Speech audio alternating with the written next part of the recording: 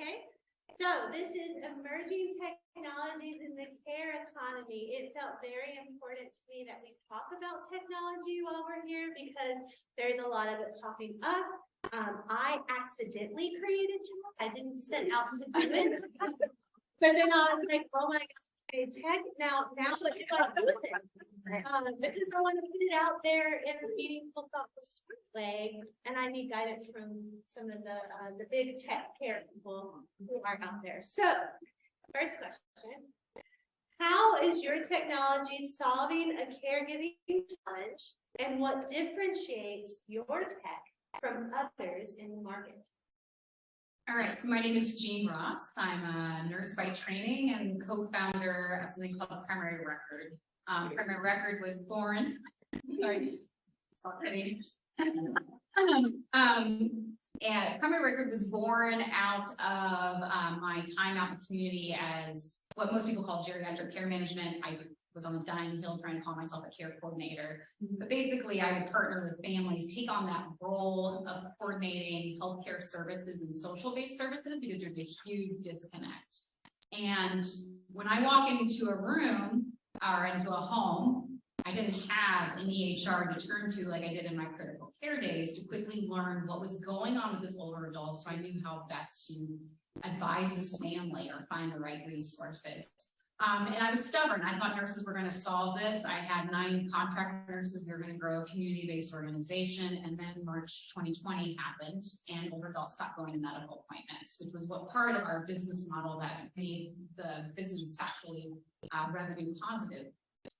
And so I had to pivot, and like Kimberly, never thought I'd be making technology. But when I looked at what I was doing, I was earning the trust of the family. I was accessing patient portals, claim data. I was looking at medication bottles, making regular home visits, interviewing the family.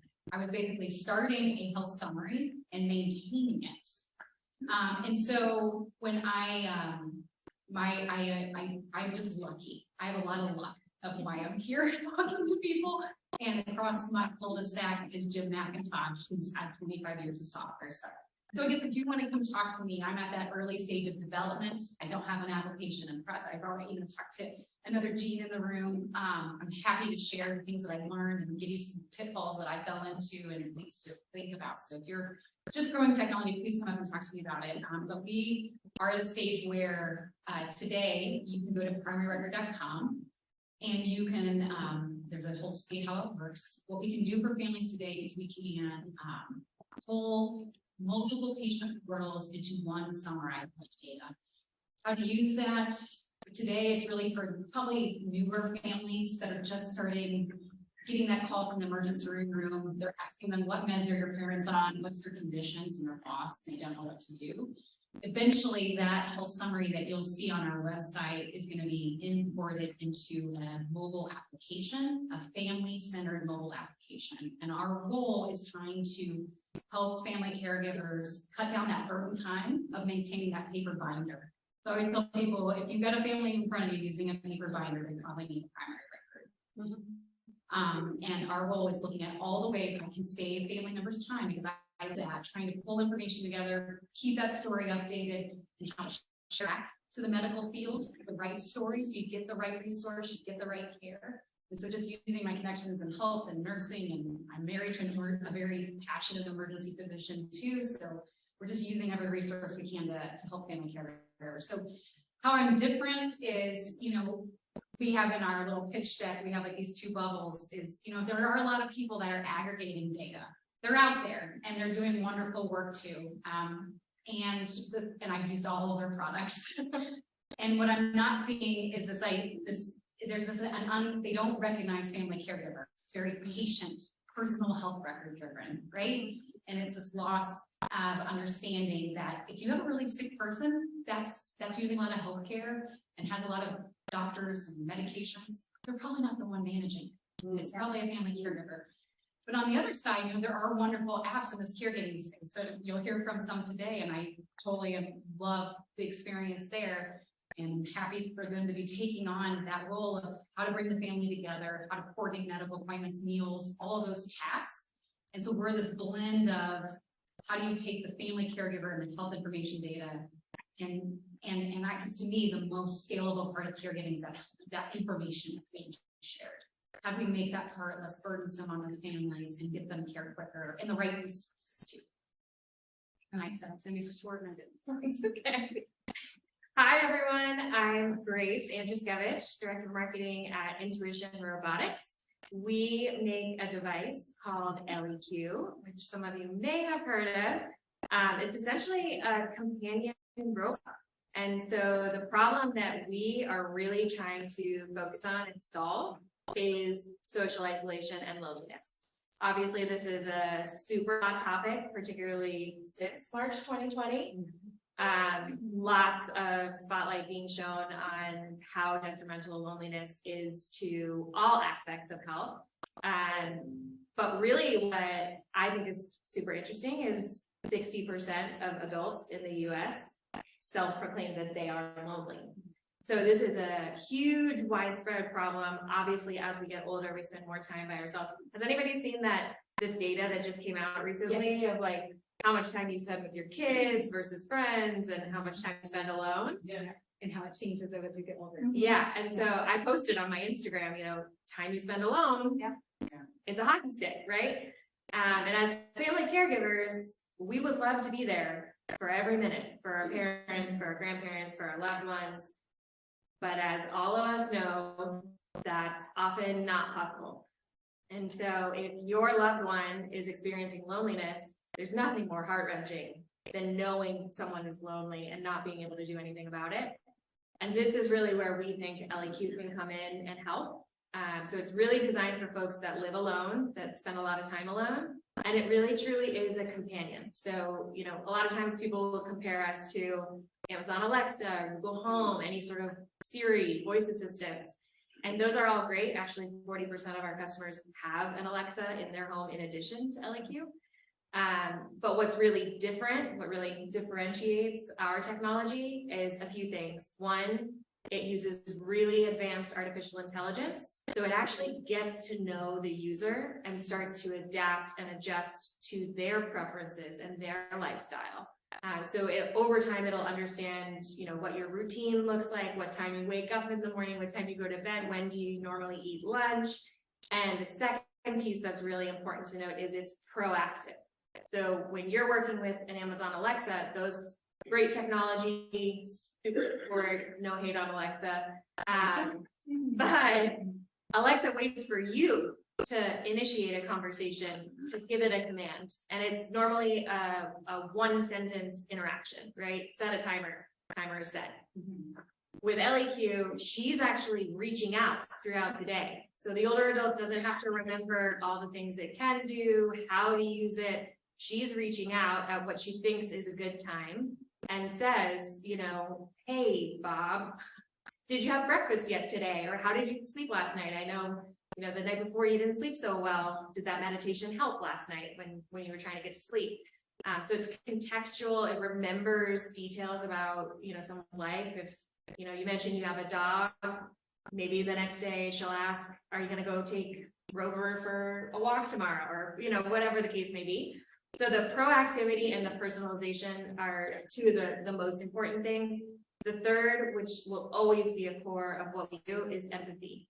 So every bit of conversation that LEQ initiates or reacts to is built around this sense of compassion and empathy. So the older adult is actually building trust and a relationship with a device, which can sound crazy and weird, but for the right customer, and it's not the right device for every single person, but for the people that need it, it's an unbelievably powerful tool. And as we all know, when the older adult is more engaged, is happier, is healthier, that can only benefit the family caregivers as well. So that's what we're focused on. And I'm so excited about some of the other questions. So I'll pass the question. Can you guys hear me if I just talk like this without a? What, huh? All right. Heckler in the front row. My name is Michelle Hauk. I am here from Oregon. I work for a company. I work for a company called Circle of. Anyway. And it's a circle of family. It is a circle of is a family caregiver app. It is caregiver focused and it has been designed. I'm going to give you guys a little history lesson real quick about Circle of. So back in about 2016, 2017, there was a lot of research going on pre-pandemic, believe it or not, about what was happening with caregivers. And specifically for Circle of, it was the company originally was named My Ways. And they were doing a think tank specifically with Cisco Hyper Innovations Labs. So it's called the CHILL Lab, CHILL. And Cisco wanted to know where they should be investing new technology money and new endeavors and supporting healthcare. They want to get into the healthcare market. And they looked at different ways and they brought in a bunch of researchers, and a lot of researchers said, hey, it's not that we're having a situation with the patients, because they brought in patients to a lot of cancer survivors and people going through cancer treatment. They said, nobody's talking to my sister, nobody's talking to my brother, nobody's talking to my mother or my friend, and I need to bring somebody with me because I'm having chemo and I can't remember what's happening. So can somebody please come with me, and will you talk with them? Are they allowed in the room? Anyway, they started to feel the pain points of the caregiver ally, caregiver advocate that was coming along with the patient. And I personally had this experience with my sister who had breast cancer 4 times before she passed. My mother also had it 4 times. So I've been a caregiver since I'm 16. So I come at this with some like feverish, like I am a ginger, passionate woman about this. I am all about supporting caregivers because I know what it's like to be left in the dark and to be ignored and not to be able to be the person who is supposed to help that person. I am also the person who carried the folder. I had no kitchen table for many years. Why do I think a technology app like Circle of is super helpful?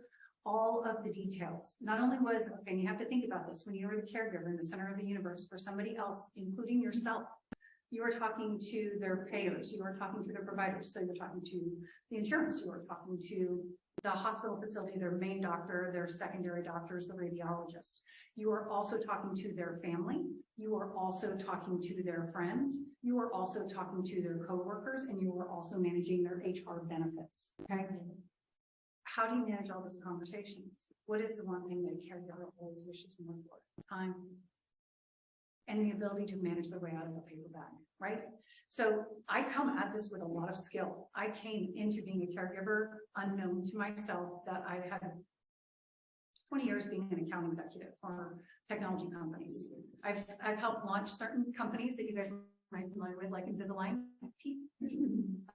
So I love the medical field, but what Circle of is bringing to that is they're bringing the people who aren't the professionals, the people who don't have the knowledge, the people who are the cheerleaders, the meal makers, drivers, the person who is going to be standing up for you. And they're giving you one single secure, let's be very clear here, a secure and private platform. This is not sharing your family's details on Facebook. It is not sharing them on Apple. It is not sharing them anyplace else. You have to have some encryption that goes behind this. So Circle of, as an app coming from Cisco, had a lot of really good work behind it. What happened? The pandemic. The pandemic happens, right? What happened to all the people who were working and had employer benefits because we were an employer benefit? Who lost their employee benefits? So people started asking the founders and the CEO of Circle of, can I please keep this app? Now my kids are in my house and I'm taking care of my mom. What can I do? They made a pivot decision at Circle of to stop being an employer benefits provided app, and they decided to be free to caregivers only. All of the caregivers. Anybody, you don't have a job, we don't.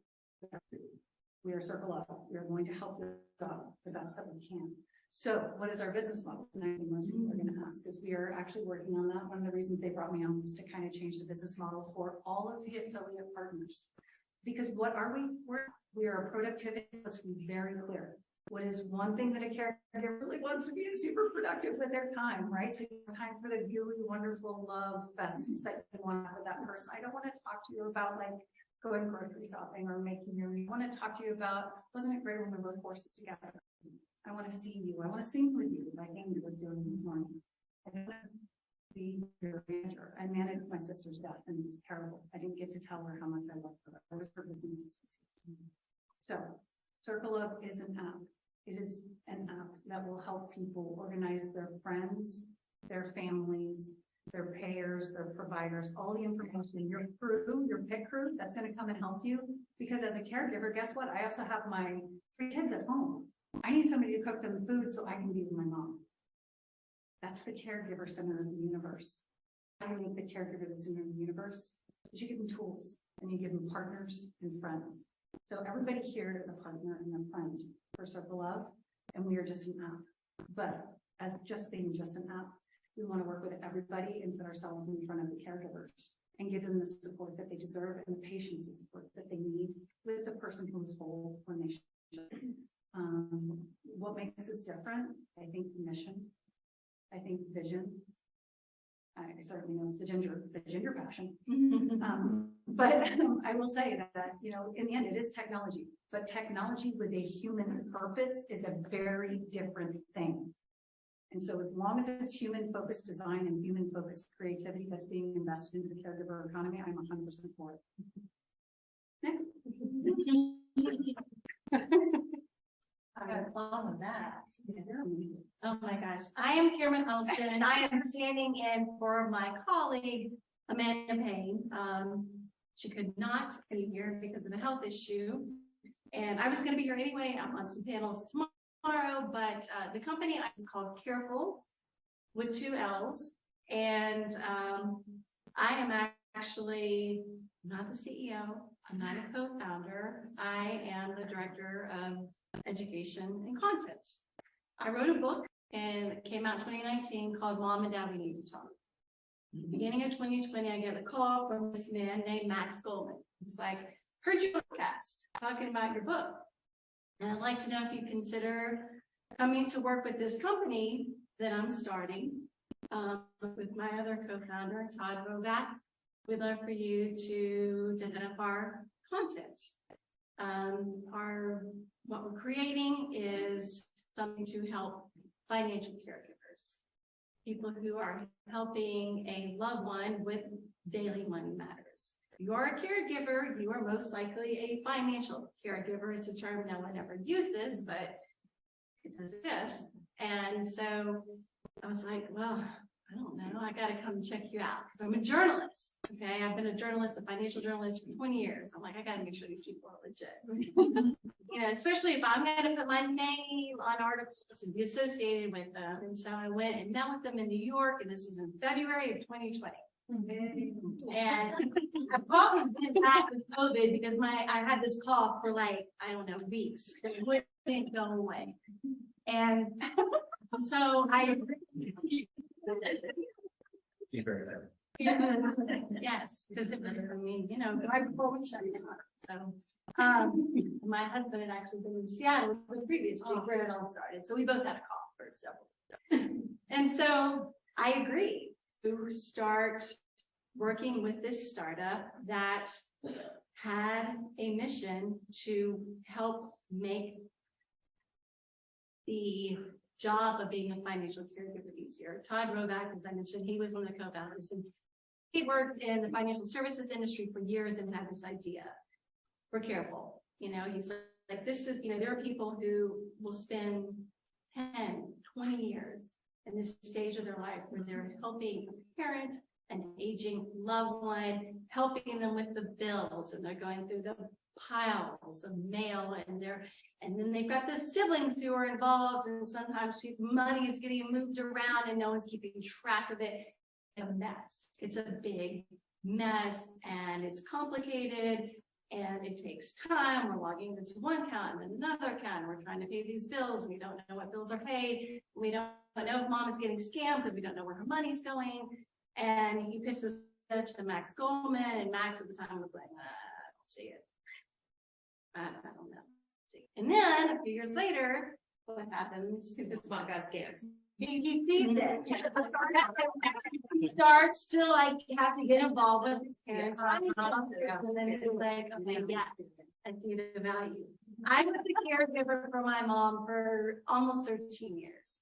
She had Alzheimer's disease. Initially, I was a hands-on caregiver, and then when she was in memory care, I was her financial caregiver, and I also oversaw her care, and I managed all of her finances for years. And there wasn't technology like this. I had to log into the bank accounts. I had to, log into credit card accounts. I had to log into the investment accounts. I had to go through the mail and take out those letters from supposed charities asking for donations and throw them away. So she wouldn't write a check to every organization that asked for money. And so Careful, like I said, is trying to make the job of being a financial caregiver easier. You can link your parents' bank accounts, you can link their credit card accounts, you can link their investment accounts, and there's 24/7 monitoring. And we look for a lot of things, especially money mistakes that are common to older adults. Missed payments, duplicate payments, because you paid the bill and you forgot to pay the bill and you paid it again. We look for gift card purchases. You'll get an alert if mom bought a gift card and mom, did you buy this for the grandkids? Or did someone tell you that you didn't pay your taxes and now you need to buy a gift card to make a payment? We look for changes in spending. We look for changes in pharmacy spending. We're just starting to look for like geographic spend patterns. Mom used to go to the grocery 10 miles away, but now she's only shopping at the convenience store a mile away. Is there an issue? And so you'll get alerts and there are unusual transactions, money mistakes, and we will let you know, okay, what to do when you get this alert. How are you supposed to respond? There's credit monitoring, identity monitoring. We now have a digital vault, password manager. Like I said, this was originally developed for caregivers. And we'll get into this a little bit more later. We had to pivot some. We also are now also marketing this to older adults, and we have what are called trusted contacts. So we are trying to encourage our older adult users to add their adult children. They don't have to get involved with their finances at some point as their trusted contact. And they can decide how much access they want them to have. Now, even if they get full access, it's only view only. Kids can't get in there and move money around in the accounts. So you don't even technically have to be power of attorney for your parents. They can give you this access. You can maybe only get the alerts, or maybe you can see everything. Accounts, you can see what's in the digital vault, you can see the password, so that if mom's in the hospital, you can log in and you can make sure the bills are paid. And so we are now targeting both financial caregivers and the older adults. And I think certainly what makes Careful different is because we are addressing the financial side of caregiving. And we have a sort of competitor out there. I won't even say their name. But I do think that what we're doing is unique. We're also, we have a direct to consumer product. We also partner with banks, financial management firms, like the banks can offer it to their consumers. Financial management firms can use it to monitor multiple clients' accounts and see what's going on, because financial advisors are finding more and more that they can't be the financial caregiver, but they need to be assisting in this area. And so we are, a young and growing company, but we're growing quickly. And I'm in charge of all content, the education, write the articles, so help them to come up with alerts, because I spent a long time. I'm on doing Alzheimer's, and so that's who I am, and that's what Careful does. So I'm not the competition you're talking. No, you are not. You are not the bird she's looking for. I don't think it's that. Going back to what you were talking about, 2004, I was diagnosed with early onset dementia. My sister was a primary caregiver, and she and my brother-in-law were taking care of my mom. And we had to go in, we had to look at the bank accounts, all that kind of stuff. I found something in there that my brother-in-law had used a $35,000 pickup. Oh, don't worry about that. So I don't think it could have helped with that, but it would have been. Because it would have been a larger than usual transaction. Yes. 2004, right? Didn't even have bank log. But anyway, my mom was going online to those luxury vacation sites. Oh. This is great. I could, bid on it. We bought some $10,000 trip to Italy that we have to get involved with. You're laughing because it's real, right? Yeah, yeah, yeah, luxury.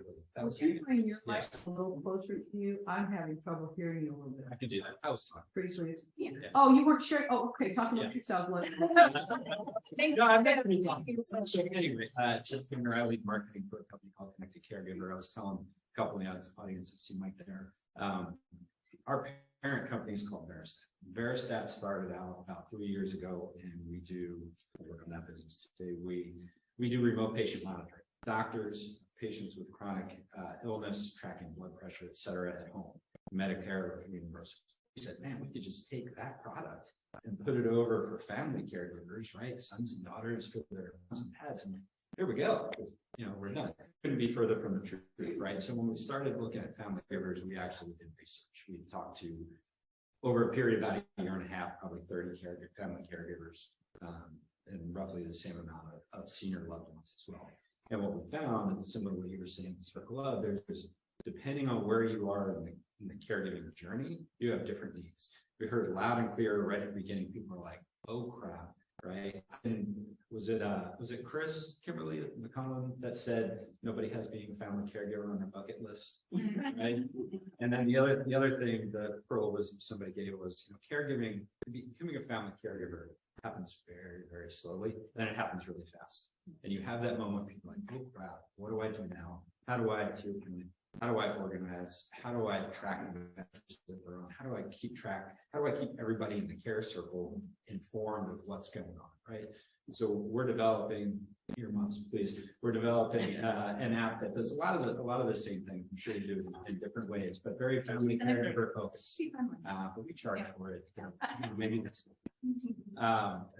to help family caregivers really take hold and to find, to your point, really find that extra time in life where they can do some other things, right? One of the stories, real quick, I'll tell is we were talking to one, we do other things as well. Like one of the things we were talking to a woman that had, I think she had three or four sisters. She was the primary caregiver that was local, and the 3 or 4 sisters were spread out somewhere, airplane flights, somewhere drivable.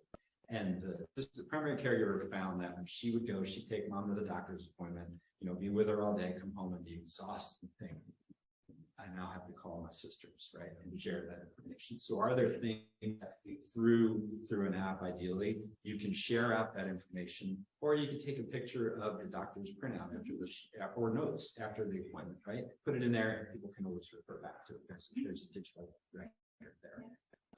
So Care Essentials is launching as an app in about the next 3 to 4 weeks. But as we talk to people, and again, we start off vitals monitoring, right? We also heard loud and clear that people said, I feel as a family caregiver ultimately responsible for the safety and health of my loved one. So what does that mean?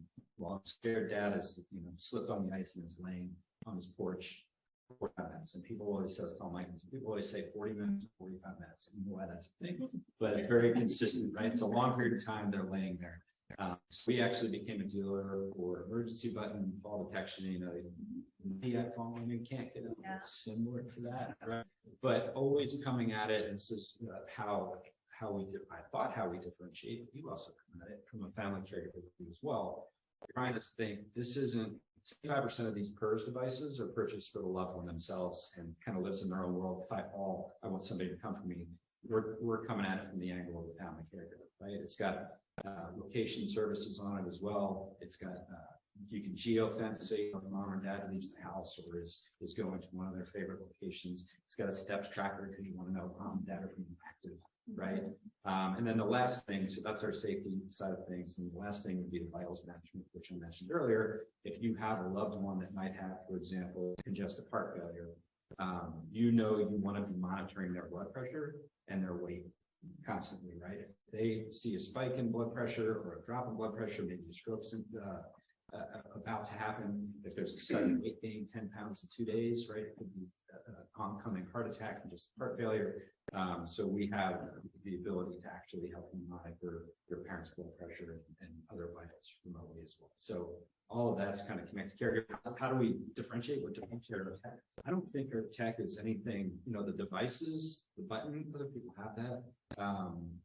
Blood pressure monitors, people have that. how we differentiate is how we're going about it, thinking about what is the family caregiver's point of view? How do we help them provide better care so that they can take better care of themselves and take better care of the loved? So, can you hear me? Yes, I hope you can. So my name is Paula Müller. I'm the founder of a company called Sociavi. And Sociavi is a Latin word that means share and unite. And that's really the mission of the company, that we can provide the means for families and loved ones to share moments, stay together, be united, even across long distances. I'm originally from Chile, and my family, my husband's family, are all over the world.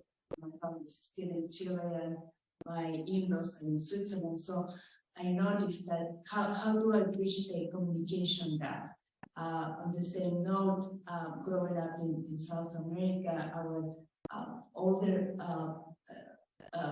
persons were not so much related and associated with technology. And even today, not many people have smartphones, age 65 and older. But on the other hand, all the rest of us, the younger people, all are having our smartphones and tablets and computers. So the younger population are communicating and being in touch with each other. I often saw my cousins posting photos on Facebook and saying, with a note, please show this to grandma, because grandma doesn't have a Facebook account. So when I started this company almost 8 years ago, that was the mission that I was set to do. How do I bridge that gap? So that's how I developed Sociavi, which is on one hand, a dedicated device for the older adults. It looks like a picture frame because I didn't want that it looks like a computer, something that they have to learn to use. Really non-threatening. That was my concern, that it's so simple that they don't think that they have to learn something. So it's on a screen that they receive, and that becomes their communication and engagement device. And on the other hand, the family members are the ones that use their smartphone. They install an app. And the app, they can stay in touch with their loved ones no matter where they are. Through the app, they can send photos, they can send videos. They can also have a live face-to-face video visit with them. They can send them reminders and alerts. So through the app, the families can stay in touch. Now, it's also important that through the app, the family members are creating a trusted, secure family and friends member network. So it's not going through phones or emails. It's all enclosed in the secure private network through the system that we have created. Important in this journey is that I always incorporate feedback from customers and professionals that I speak with. So the journey started with a very small screen, but then I very quickly realized a 7-inch screen is very small for an older adult. So we went to a 10 inches, but it's still small. So right now we have a 13 inches screen, which is as large as a laptop there, because that was the size that it was appropriate for them. So where I'm focusing with all the designs, principles are simplicity, but in particularly I'm very concerned about removing all the barriers that mainstream technology offers for all the adults. That was really my focus, to serve the population for whom mainstream technology it's cumbersome to use. So what are the design principles? Really focus on vision. Many older adults have problems with vision. That's why the screen is so large. With hearing all the population, 65 and older, 1/3 of the population have already hearing problems, and over 85 is half of them. So that's why we are incorporating external speakers that we have modified to make it very loud, because sometimes even with hearing aids, they cannot hear. Now, the other issue that I'm focusing is on dexterity. So all the beautiful applications that are running on our tablets and laptops, tablets and iPads well, the gesture that you need to use it at zoom, pinch, flick, scroll, touch, all of that I remove it because all the adults cannot do that. So everything operates is a touch screen, but it's only operational with a touch. We don't have any of the other capabilities we have removed. So it's really an appliance. There's no login, no password, no username, no app to choose from. It's all self-contained, just a single device where one question at a time is displayed on the screen. I'm talking about the setting, and the last thing, very important, is cognition. Even in assisted living, 60% of the population sometimes have mild cognitive impairment or dementia. And then we have many communities with all the dementia. So my hope really is to serve persons that have mild cognitive impairment, Parkinson, multiple sclerosis. Those are the older adults. And then with that, I give peace of mind to them. Who has a question? Sue?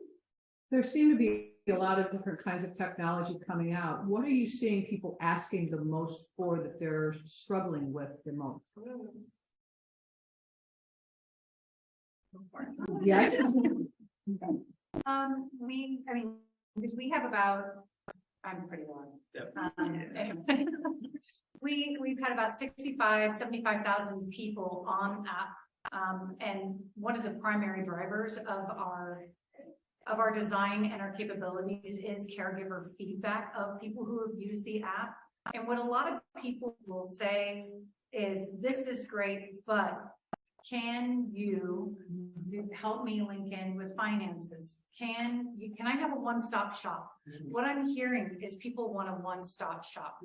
And there's a lot of friction and different health records and different technologies and different capabilities from the people who are going to be end users of the technology. And I don't know how we as a collective message that out, but that's a great question for this group. Sounds like a collaboration opportunity. It does. It does. Preach. Yeah. That prompted all kinds of. Elizabeth. What are you doing to bring down the best traction for marketing your products? Ooh, I can do that. As I mentioned that we had to pivot. So the issue when it comes to finances and caregiving is that it requires awkward conversations that children don't want to have with their parents. Mom needs my help managing her finances, but she doesn't even want to tell me where she banks. And so for Careful to work, I mean, if you are already involved and you've already been named power of attorney and you are involved, it's easy to go in and link, your mom's bank account, the credit card accounts. You probably have that information already. But if you're seeing that there's signs that your parents need help, you've got to have a conversation. And so, with what I write, we try to foster those sort of conversations, but we found it easier to market to the older adults. And we have found it also easier to partner with banks, community banks in particular, that want to distinguish themselves. Hey, we want to help protect our older customers, so we offer this service. And then we say, look, but you can have these trusted contacts so that your kids can get some insight into your finances so that they have some information in case they have to help you. Jumped over the family a little bit and just went to the institutions where they're banking and Yes, and to the financial advisors and to the older adults, and really trying to encourage the adults to let their kids have some access. We do have caregiver customers, but more of our customers are older adults. We have a similar sort of situation where we market direct to consumer. That's not really our primary channel. Probably a lot of a lot of caregivers don't self-identify as a caregiver, which is a real challenge when you're trying to target caregivers.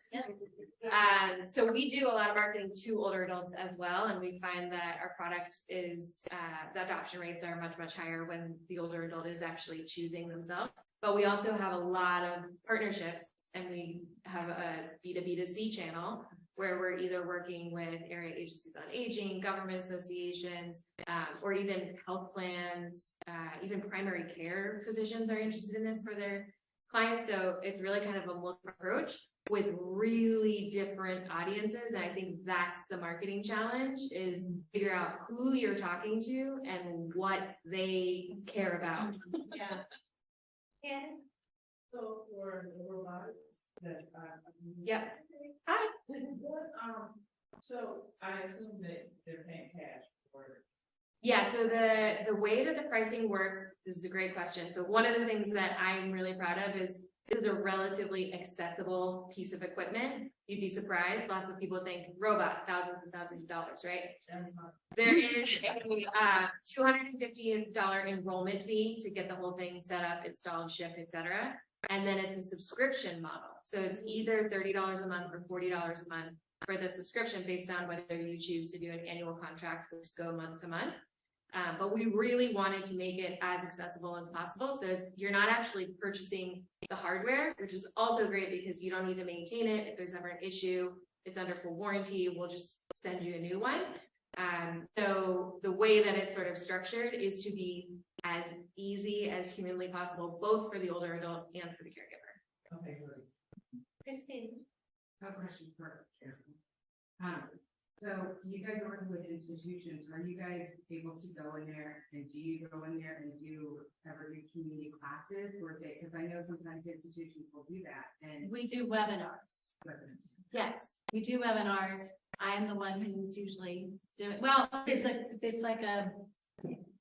it's consumer oriented, like, you know, like for our banking customers or whatever, we will do webinars for customers, for the bank employees, for the financial advisors that we work with, webinars on how to talk to your parents about their finances, how to talk to your adult children about their finances, how to protect yourself from scams. And so there is that sort of education component. Yeah, because I know some of the banks and stuff will do community classes, so I was wondering if you were having them have you post for the class.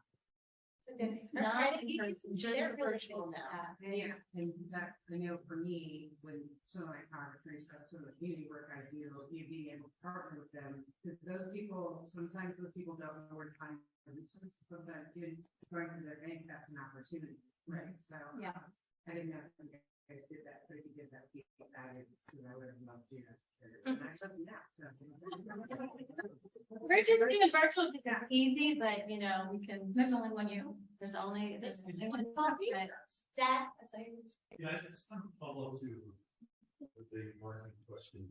Have you thought of any of you share your experiences with working closer? I think it's Grace to Box. Yeah. I think you probably touched on it, and I love Michelle's very low motion of love. Please there gets together and do something collaboratively. But have you thought of maybe working more with medical associations?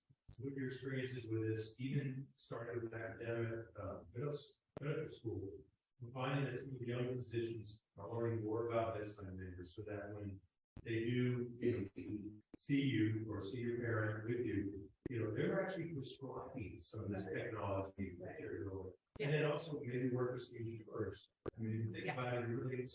Any of you have any experience with it? Yeah. Our backer at Circle Love is a innovative Indiana-based community health network. They are the primary and the original backer of Circle Love, and that's the reason why we don't have to behave as a startup as such. Also, it was Cisco and Walgreens. So with those situations, these are innovative hospital groups that are looking for solutions. And then the hospital itself, we all know the medical community and the medical agenda typically works on like an 18 months to 2 year cycle in order to introduce new technologies or new innovations, right? So they'll have these ancillary arms that come off them, and the innovation groups are the ones that are most interested. And yes, having a relationship with those people it can grease the skids so easily. You can also content share when you get talking about marketing. In the end, it's all of us are trying to reach the same people for such a good reason. That's why I do such a plea. But when you find these innovative arms in insurance, like some of the, when you go to digital insurance things, you look at something like where they were talking about, gosh, I can't remember, but it was like Metro Mile, right? Like, you know, if I'm going to pay by the mile, that was an innovation that came through a small startup that then got absorbed into a larger company. So we all do kind of dance around the edges, right? But we're all trying to get accepted into the group, and we are the innovation arms of hospitals and of insurers as we position ourselves today. Yeah, if I could just add a teeny bit, I think from our perspective too, you know, we're thinking about cost of care as we get older, needing to see doctors more frequently. That's not always happening. And so it might be 6, 9, 12 between, you know, your regular appointments. With something like this that can say every morning, like, hey, last night, how are you feeling today? Do you have any pain? Does your knee still hurt? We actually are even implementing something around like upcoming surgeries. So after a hip replacement, she's not going to ask if you want to go for a walk because she has had your hip replaced.